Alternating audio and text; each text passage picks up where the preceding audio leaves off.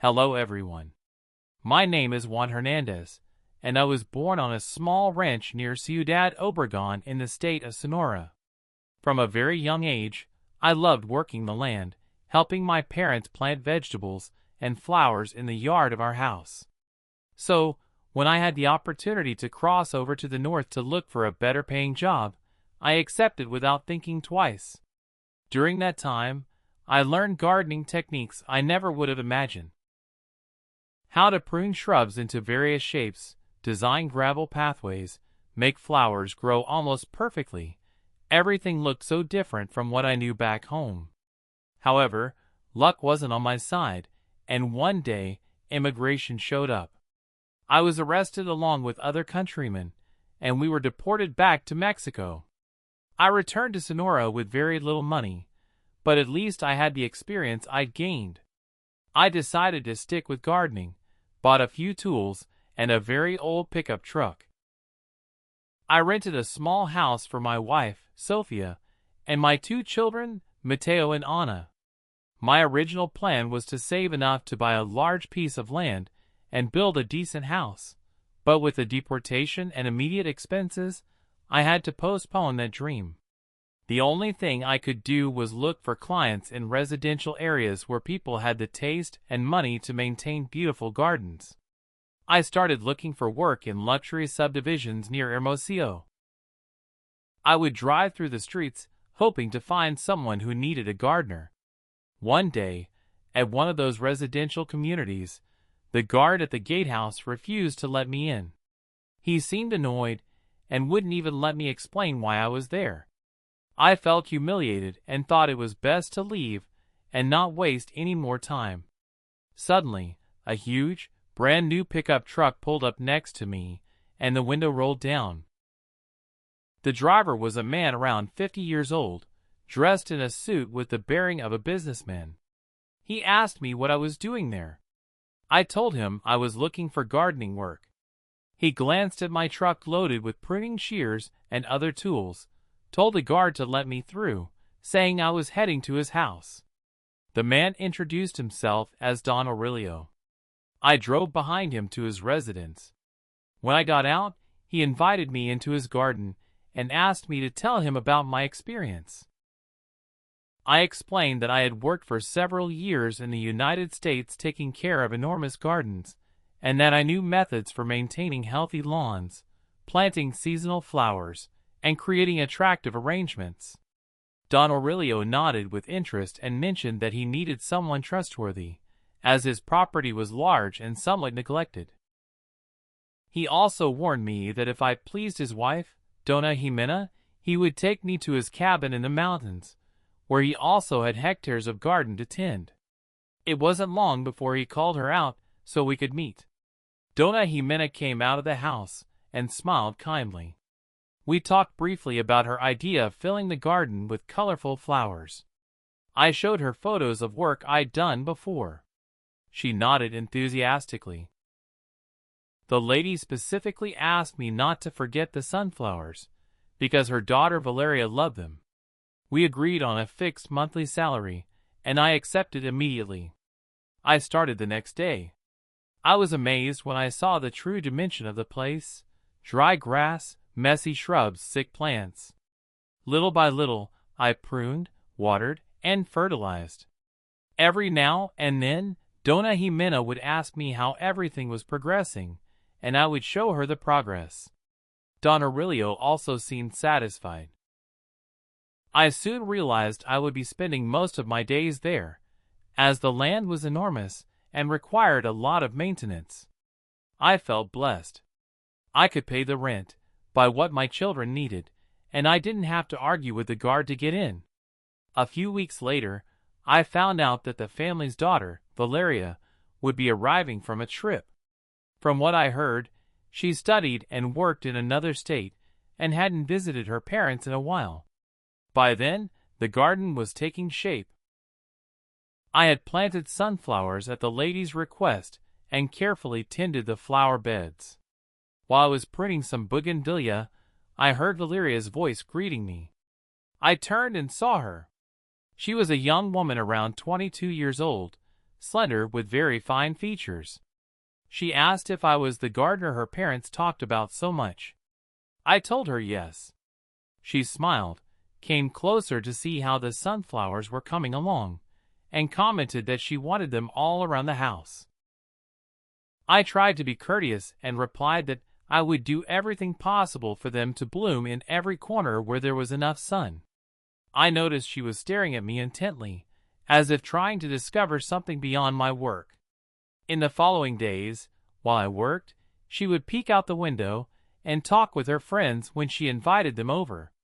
She would laugh mischievously and, every so often, turn to look at me in a way that made me uncomfortable. I'm a family man and have always been serious, but it started becoming very difficult to ignore her stares. I realized that on some occasions, she would discreetly come closer to watch me work from angles where she could see me well. Around that time, Valeria began organizing gatherings for her social circle. She would ask me for floral arrangements that sometimes became complicated and demanded that I also attend on weekends. I remember one Saturday early on when I arrived at the house to put together some centerpieces with fresh flowers. I discovered that Don Aurelio and Dona Jimena had left for their cabin before dawn, as they often did. Valeria received me alone, giving instructions to her staff about the food and drinks they would serve. Afterwards, she came over to offer me something to drink and a sandwich. I accepted because I'd been working for a while without breakfast. Truth be told, I felt tired, but I was also motivated by the fact that more detailed work meant better pay. On that occasion, she was wearing very short shorts and a tight t-shirt. I felt strange but said nothing and continued with my task. At the end of the afternoon, I returned home somewhat late. Sophia asked me what had happened, why I was arriving so late on a Saturday. I explained that the family needed a special floral arrangement, and I couldn't refuse. She was suspicious, but didn't confront me at that moment. As the month progressed, the garden became a spectacle of healthy flowers, and the lawn regained its color. Don Aurelio and Dona Jimena thanked me for my dedication and emphasized that soon they would want me to also take care of the cabin in the mountains. I felt that my life was finally taking a turn for the better. That was until Valeria decided to turn up the flirtation. She started seeking me out when her parents weren't around, inviting me into the house under the pretext of arranging vases. I resisted and tried to maintain my composure, but she became increasingly insistent. One day, while I was cutting roses, she came up behind me and whispered in my ear that she liked watching me sweat under the sun. I got nervous. I turned around to ask her to stop that attitude because I had a wife, but she interrupted me with a soft laugh, looking at me very directly, almost devouring me with her eyes. I began to feel a tension I could no longer ignore. One certain weekend, Valeria asked me to prepare a sophisticated arrangement for a friend's birthday. She wanted it to be special and would pay me extra. She told me her parents would be leaving early for the cabin. I accepted without much objection because I needed money for some household expenses. When I arrived in the morning, indeed, no one was there except Valeria and a maid in charge of the kitchen. She led me through the garden, choosing flowers and pointing out the one she wanted.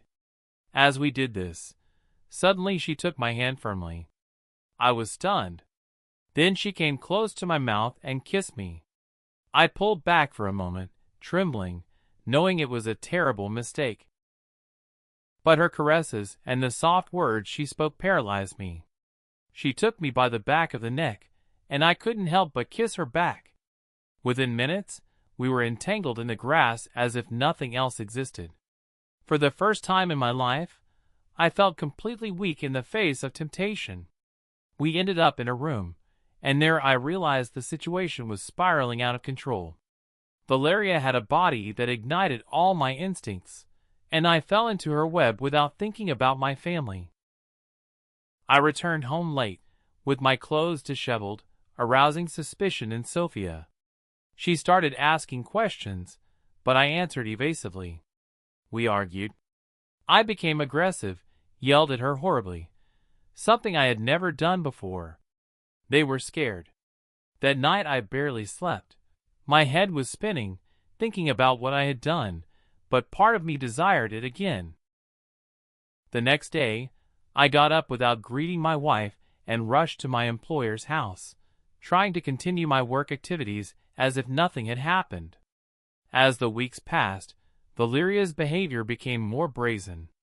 She gave me pairs of shoes for my children, saying they were a courtesy from her father, but they really came from her. Then she would ask for Sophia's shoe size, insisting she wanted to give her something too. I began to notice my attitude at home changing more and more. Little by little, I cared less about what happened with my children and Sophia. I just wanted to be with Valeria, hiding our secret at all costs. Sophia began to hate the way I treated her, and rightfully so. One afternoon we argued so fiercely that I ended up hitting her. That day, I crossed a line I never thought I would cross. My children cried hysterically, begging me to calm down. I was furious and blind, shouting at them to shut up and leave me alone. That same night, I barely slept, but the next day I returned to my routine with my employers. Donna Jimena was waiting for me at the entrance. She looked at me with a serious expression and said she needed to talk to me. She told me she was very happy with my work, but had noticed that her daughter had become obsessed with me. She asked me to keep my distance and not give Valeria any reason to seek me out so much, as Don Aurelio might take reprisals if he found out about anything strange. I replied that I understood and would do everything possible. However, every time Valeria found me alone, she seduced me. I struggled to resist. I don't even know at what point I lost all willpower. I felt hypnotized. It was as if I had lost my essence. I had less and less contact with my friends, with my family. When Sophia asked me to go out with my children, I would get angry and silence her with shouts. Sometimes, I didn't even remember my reactions the next day. I only focused on my employer's house and my furtive encounters with Valeria. Once, Sophia asked me if someone had done witchcraft on me. She said her grandmother told her stories of women who used blood to bind a man. I laughed, but I felt chills remembering certain tastes in the food Valeria offered me. One night, my children begged me to take them to the plaza. I got furious and yelled at them not to bother me. Sophia looked at me with pity and warned me that I would regret it. It seemed like another person was inside me. That time, I couldn't sleep. I felt my thoughts revolving around Valeria, as if I no longer had a will of my own. The next morning, I grabbed my tools with the same anxiety as always, desperate to see her, although I also feared facing her. I didn't understand why I was incapable of stopping it, but in my mind, only her voice and image resonated. I was no longer myself. The next day, I showed up early at my employer's house. I saw Donna Jimena's car parked and assumed she was still home. I entered with my keys and headed to the garden. While I was checking the condition of the flowers, she arrived and greeted me courteously, although I noticed concern on her face. She told me Valeria had gone on a trip with some friends and that she and Don Aurelio would be leaving for the cabin in a few days. She asked me to prune some shrubs in the back and then rest. I was glad not to see Valeria. I felt I wouldn't be able to hide my nervousness if she suddenly appeared. I started cutting dry branches when Donna Jimena approached to show me a spot right in front of Valeria's window. She asked me to plant rose bushes there. I remembered Valeria had forbidden me from planting anything in that spot, but I couldn't refuse the lady. I nodded and went to my truck for the tools. As I dug, I noticed the earth had been disturbed. I kept digging deeper until the blade of the shovel hit something. Upon inspection, I discovered one of my old rags. It was my own shirt, which I thought I had lost. Unwrapping it, I found a red wax candle, crudely shaped like a human figure, but with features that seemed to imitate my face. I carefully removed it and shuddered. I thought of Sophia's warnings about witchcraft that binds a man. Overcome with fear, I put the find in a bag and returned to Dona Jimena. I told her I was going out to buy the plants. She looked at me with a strange expression, as if she guessed what I had found. I got in the truck and drove to the nursery where Don Ezekiel, a man I had a good relationship with, worked. I showed him the shirt and the candle. He didn't laugh or call me crazy. He told me he knew a healer named Don Fermin who could help me. He gave me the address, and I went immediately. An elderly man with a deep voice received me in a yard full of medicinal plants. When I showed him the candle and my wax-stained shirt, he asked if I had eaten or drunk anything that Valeria had offered me. I told him about the time she gave me water with a reddish tint. He said it was likely that it contained menstrual blood. He explained that this type of ritual seeks to subjugate a man's will, and that the doll symbolized total control over me. I felt sick. I acknowledged that in recent weeks I had behaved atrociously towards my family. Don Fermin stated that the candle buried with my clothing served to separate me from my loved ones and keep me obsessed with the person who performed the ritual. He offered to cleanse me. I accepted. He used white candles, prayers, and some branches which he passed over my back and head. Then he broke 2 eggs from a free-range chicken on a plate. I felt sudden dizziness and a desire to cry, but I held back. When he finished, he instructed me to throw the materials far from my house, in a dump or a remote place. He warned that the energy would revert against the person who did the work. I thanked him. I returned to my employer's house and planted the roses quickly so I could leave. Before leaving, I buried the candle in a debris area far from the property. I drove home with a dazed mind. Sophia noticed I was different. I asked her forgiveness for my behavior, but she remained incredulous. That night, I slept deeply and dreamed of female laughter tormenting me. The next day, I returned to the residence and found Don Aurelio, who received me kindly, completely unaware of my entanglement with Valeria. He announced that soon he wanted me to go work at the cabin, as he had decided to spend more time there with his wife. I felt great relief. Valeria was still away, according to her mother, and I trusted I could free myself from the danger of falling back into her charms. In the following days, my mood improved. Suddenly, Don Aurelio began to look afflicted. He told me they had no news of Valeria, that she wasn't answering calls. He and Dona Jimena feared a kidnapping. After about a week, they confirmed that she and her 2 friends had disappeared on a trip to the beach. A report was filed, but there were no clear leads. Anonymous calls started coming in, seeming to be from criminals demanding a ransom, but then they would hang up. Don Aurelio and his wife were constantly away investigating. They asked me to maintain the house and, if necessary, get an assistant. I hired a young man named Felipe who learned quickly. We tended the garden, and I slept in a service room to keep watch. One night, I thought I heard footsteps outside. I checked with a flashlight, but found no one. I did find fresh footprints in the soil, which sparked a strange fear. I didn't mention it to my employers so as not to worry them further. Another month passed without news of Valeria. The police investigated but made no progress. The parents were willing to pay any amount, but the supposed kidnappers stopped calling. Sophia told me she feared for my safety, and I felt a huge weight on my conscience. I remembered Don Fermin's words about the spell reverting against her. I started having nightmares with her face among the sunflowers. One day, Felipe told me he was quitting because the house gave him chills. He said he heard murmurs in Valeria's room, lights that flickered for no reason. I noticed he was terrified and let him go. I continued there, but each night it became harder to sleep.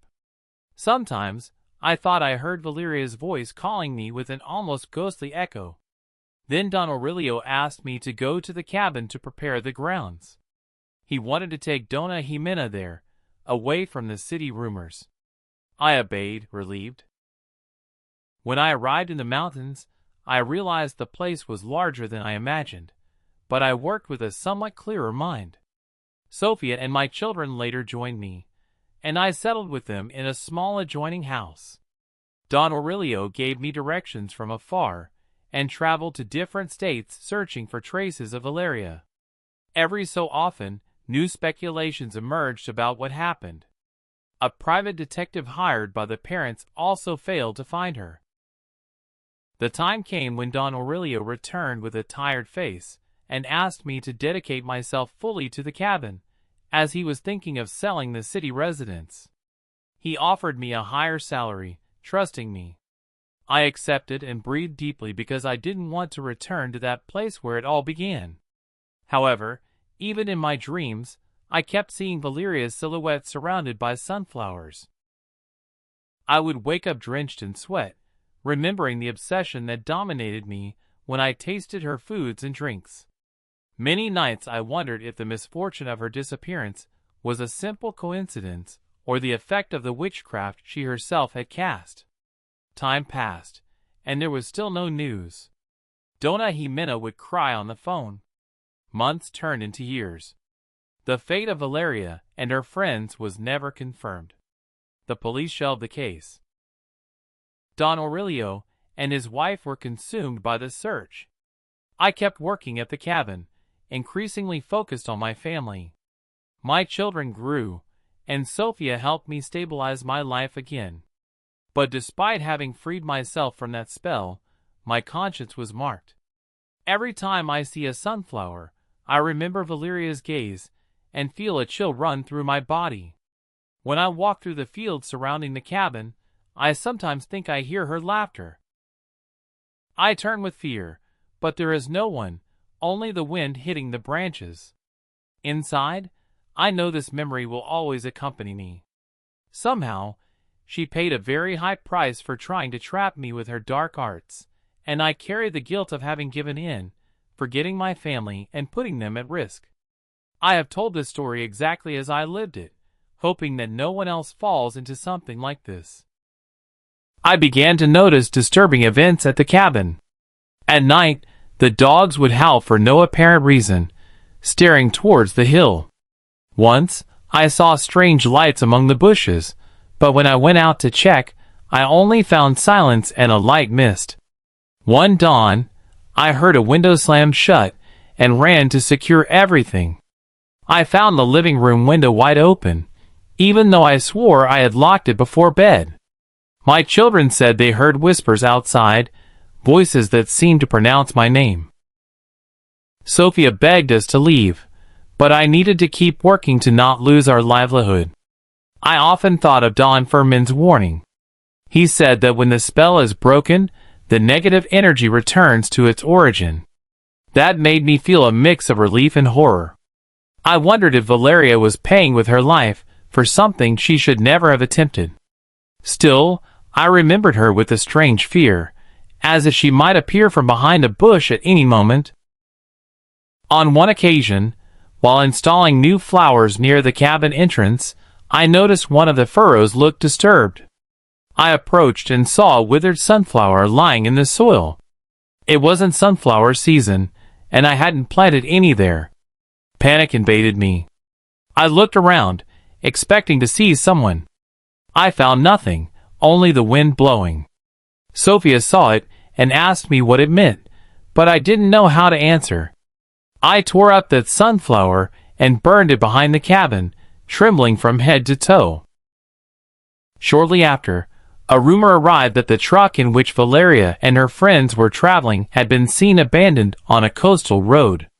The police investigated but found no additional clues. It was as if the earth had swallowed them. Don Aurelio called to tell me he hadn't lost faith, although his words sounded hollow. He told me Dona Jimena barely slept. For my part, I thought that Valeria's influence still manifested in my nightmares. One night, I heard footsteps in the cabin hallway. When I went out, I saw a feminine-shaped shadow near the door. When I pointed my flashlight at it, it vanished. Sophia, frightened, asked me what was happening, and I only told her it was my imagination. I was unable to confess that I had a feeling this specter was Valeria's energy, roaming in search of something it would never find. My wife and I agreed not to tell our children anything so as not to scare them.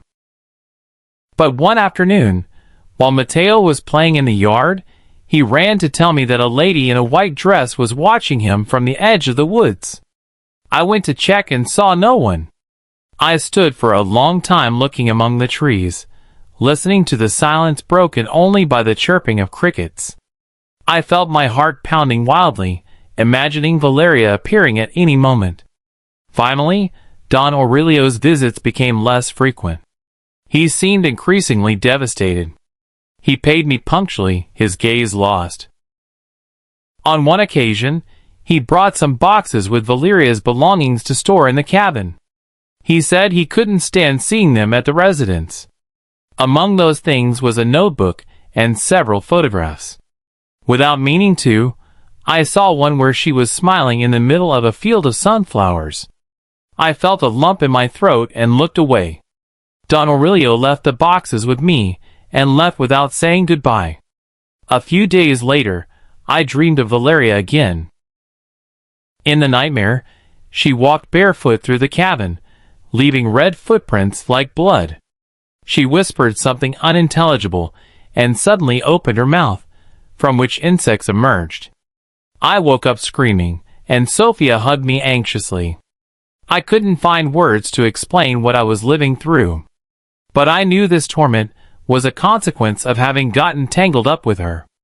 I woke up several times with the feeling that someone was standing by my bed, watching me in the dimness. I would turn on the lamp and see nothing but the silhouette of the furniture. Yet that feeling persisted. My wife tried to comfort me, but I noticed she was also afraid, although she tried not to show it in front of our children. A few weeks passed, and I decided to perform a small protection ritual in the cabin's patio, remembering things my late grandmother taught me. She believed in placing bowls with coarse salt near windows and saying simple prayers against bad energies. Sophia helped me. We lit candles and sprinkled some blessed water that my wife kept in a small bottle. For a few days, the atmosphere seemed to lighten a bit, but I still felt a latent unease, as if something had simply retreated. One afternoon, while pruning a tall hedge near the road, I saw a grave and park in the distance. Two men I didn't know got out, and one of them called my attention with a wave. I approached somewhat warily. They said they were private investigators hired by a relative of one of Valeria's friends. They wanted to know if I had any recent information. I told them I had heard nothing new in all those months, that Don Aurelio and his wife continued their search without results. The men gave me their card and left. As they left, one commented something strange. "We were told Valeria liked mysterious things. We just want to rule out possibilities." I didn't know how to respond. The next day, a messenger arrived at the cabin with an envelope for me. I opened it and found an anonymous note that said, "What you buried didn't go away. It's still there." I felt my blood run cold. I thought of the wax doll, but I had thrown it far away following Don Fermin's instructions. I didn't understand how anyone could know about that. Uneasy, I put the paper in my pocket and checked the perimeter of the cabin, hoping to find some clue. Nothing. That night I couldn't sleep a wink. Every small creak made me sit up in bed, my heart pounding against my chest. Sophia slept deeply, but my mind was flooded with memories of Valeria. Finally, I got up and went out onto the porch, lighting my flashlight. I walked to the edge of the woods. A cold wind immediately enveloped me. I thought I saw a glimmer among the bushes. Approaching cautiously, I distinguished something shining in the moonlight. When I pointed the light, I discovered a lock of dark hair tied with a red ribbon, hanging from the branch of a low bush. I took it with trembling hands. It seemed like a piece of human hair. I wondered if it was Valeria's. The ribbon was very similar to one I saw in her room long ago, when she had asked me to decorate some vases. I felt dizzy and backed away, not daring to take that object. I left it hanging there, and returned to the cabin, opening and closing the door with almost paranoid haste. The next morning, I told Sophia and my children not to wander far from the house without telling me. I pretended it was just for safety, but I really feared that something or someone was lurking in the area. Don Aurelio called me that same afternoon. He sounded exhausted. He told me the investigations were going nowhere, that the police no longer cooperated. He mentioned that Dona Jimena was on the verge of a nervous breakdown. I wanted to tell him what I had seen in the woods, but I hesitated. What would I gain by increasing his suffering? So I remained silent. Several days passed in relative calm, although I remained uneasy. One afternoon, I decided to look for Don Fermin again. I had his address, although I had never returned after that cleansing.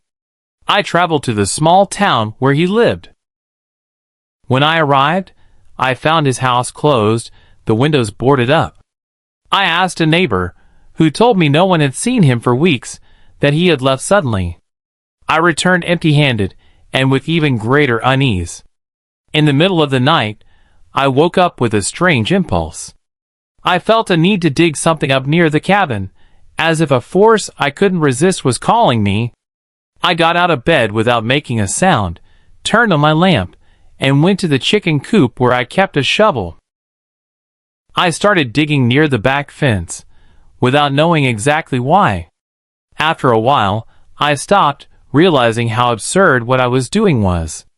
I stopped, agitated. Under the flashlight, the turned earth glowed with a reddish tint. I crouched down and touched the surface. It was clay with rust-colored veins. I exhaled, feeling ridiculous. I wondered if my mind was becoming unhinged by fear. I returned to the cabin and found the back door open, even though I had closed it. I went in and checked every room. Everyone was asleep. I peeked into the hallway and thought I saw a shadow moving, almost floating. I advanced slowly, ready to turn on the light, but when I did, there was nothing. My heart was racing 1,000 miles an hour. I went to my room and locked myself in, hoping sleep would overcome me, but I couldn't rest all night.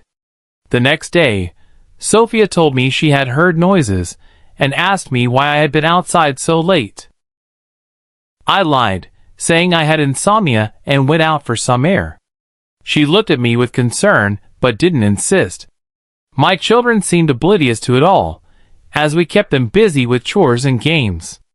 I tried to protect them from my anguish. One Thursday night, Don Aurelio showed up at the door without warning. He had a nearly lost look in his eyes. He brought a small box with him and asked to speak alone. We sat in the living room, and he opened the box. Inside were photos of Valeria in different places, at the beach, at gatherings with friends, and then one that chilled my blood. It showed her sitting in the garden of the residence, right in the corner where I found the shirt and the doll. She was leaning over the earth, holding something that looked like a candle. The image was somewhat blurry, but it was evident she was performing some kind of ritual. I asked Don Aurelio who gave him that photo. He replied that it had been sent to him by anonymous mail, along with a message that said, "She knew what she was doing." He confessed he didn't understand what it meant. I felt compelled to tell him what I had discovered some time ago: my shirt, the wax candle, the suspicion that Valeria used witchcraft. He fell silent. From his expression, I understood he wasn't that surprised. He confessed he had found strange books about spells in his daughter's bedroom, and a notebook full of symbols. He asked me if I believed all that was real. I didn't know how to answer. We put the photos away, and closed the box. Don Aurelio asked me not to say anything to his wife. Then he left, murmuring that he would keep searching for answers.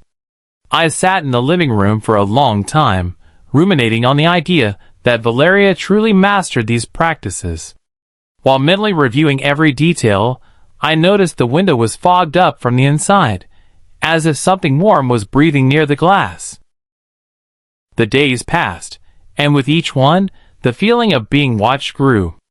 I often heard a feminine murmur calling my name, even with doors and windows closed. I felt a presence behind me. Sometimes, turning my head, I would catch a fleeting glimpse in the corner of my eye. I started leaving lights on at night, something I had never done before. One afternoon, my children came running back scared. They said they had seen a woman in a light-colored dress at the edge of the thicket behind the cabin. They described her dark hair and slender figure. They said she stared at them without speaking. My daughter Anna burst into hysterical crying, claiming the woman was smiling strangely.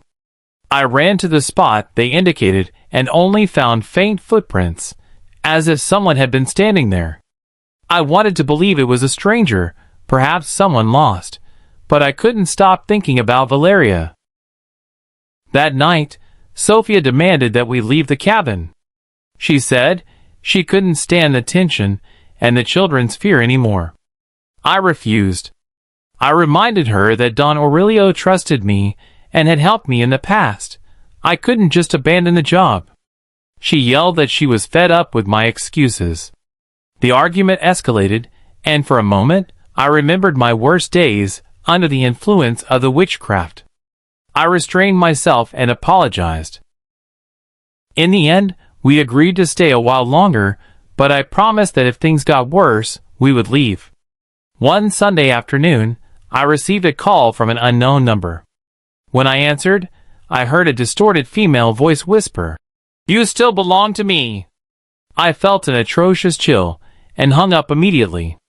I checked the call log, but they didn't call back.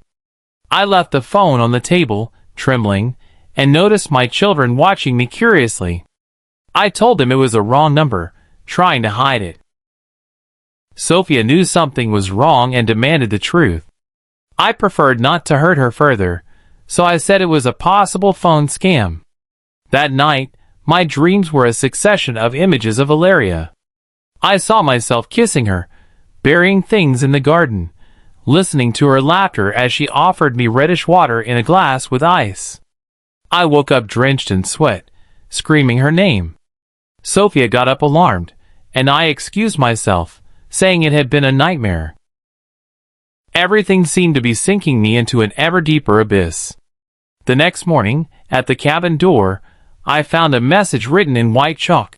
"Give me what you owe me." I read it several times, my head spinning. I thought maybe some stranger had managed to get into the patio, or it was vandals. I wiped the message away with a cloth, but my hands were shaking so much I could barely hold it. The situation became untenable.